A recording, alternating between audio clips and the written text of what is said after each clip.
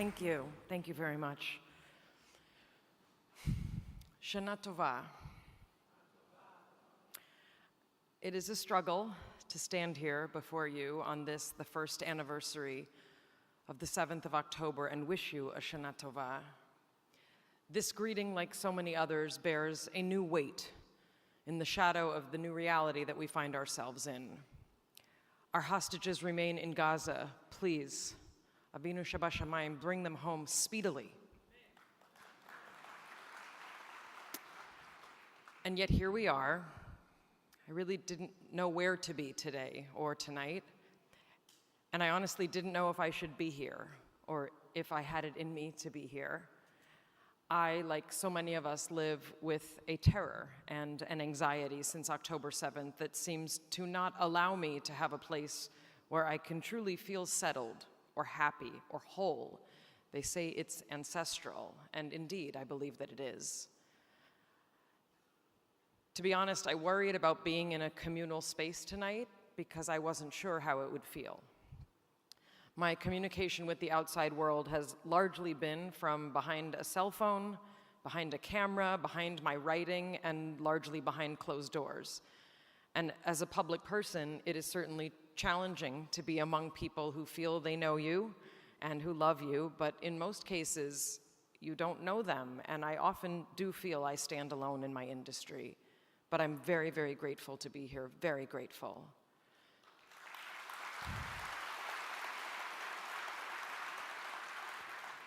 We say that Rosh Hashanah is the birthday of the world. It's a celebration. And yet, we are here to commemorate an unimaginable first, which has no elements of celebration. And in fact, for many of us, this entire year has been one lacking the capacity for celebration in its purest form.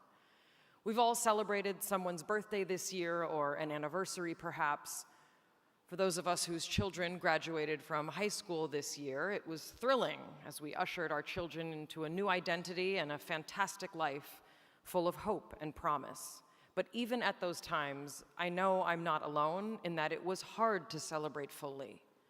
There was a part of me here, and I could be joyful at times, but also there was always a part of me there.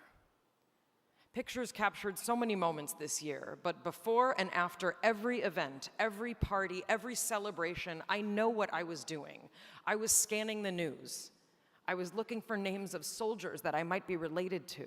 I was reading op-ed after op-ed from every side of the tragic conversation that the world is having. Our tradition tells us that this is also the time of year when Adam and Eve were created. The first humans were born at this time of year, and there's something incredibly bitter about this right now. October 7th created a deeper experience of our otherness than most of us have experienced in our lifetimes.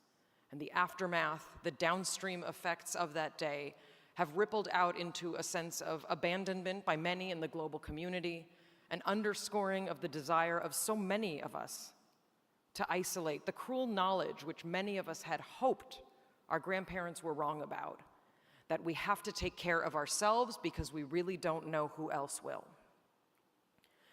And so I see October 7th as an expression of the creation anew of us as a people united, because there is no doubt anymore about who we are as a nation and the significance and the importance of Israel as our home.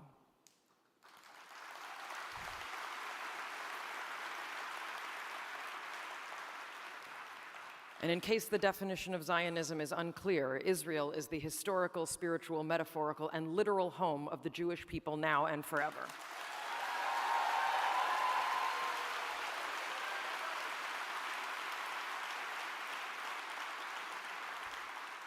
The nation of Israel, in all of her imperfections, is our eternal home.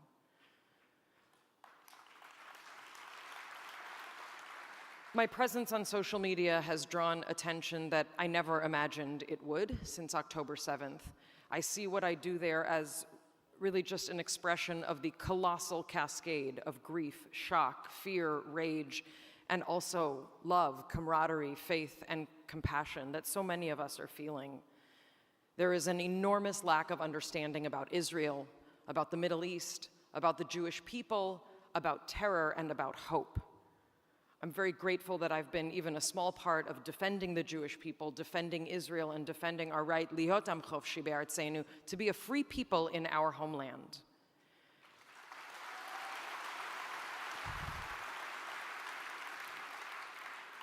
And as the days of awe are upon us, we know that while we may never celebrate in the same way, the time for a certain kind of hand-wringing is largely over. This is our new reality, and for those of us with family and friends in Israel right now, the reality is unfolding in terrifying ways every day.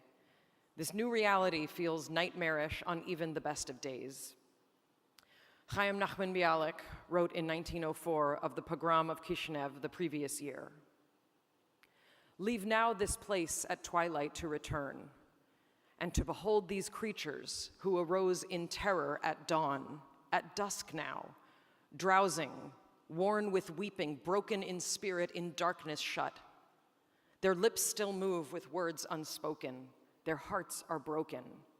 No luster in the eye, no hoping in the mind. They grope to seek support they shall not find.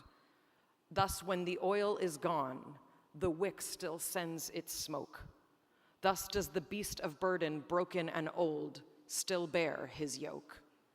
And we all bear a burden now, but we do not bear it alone. We bear it together, this community, this people, and indeed this nation.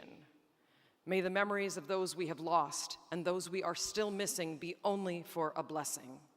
May we all be sealed in the book of life for only good things. Amen. Thank you. Shana tova u'metuka.